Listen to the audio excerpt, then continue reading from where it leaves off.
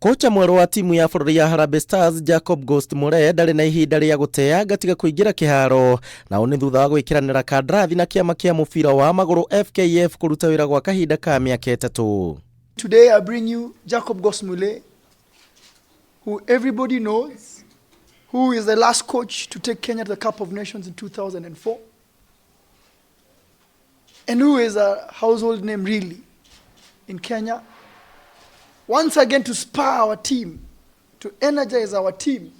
Mulee ule na ukuru wa miaka 52 harari nja wa mubira gwa kahinda ka miaka 10 riu akioerera kuma haria Kimanzi aratigire hari gwetha mweke wa guthaka AFCON mwaka wa 2021.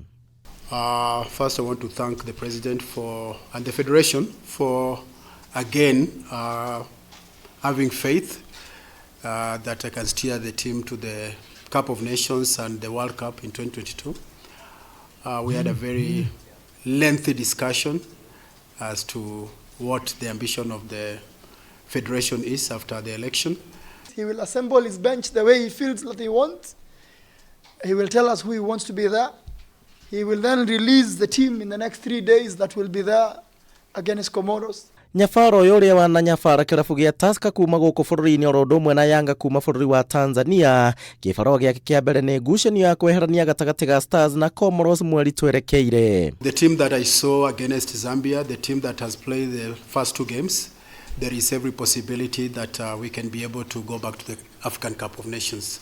And the long-term plan, of course, we talk about it, but at the moment, the focus is on the coming game against Comoros because that is what many of you call dead rubber. So it's a difficult match, but I think if we can manage to win that game at home, then it will be a good beginning.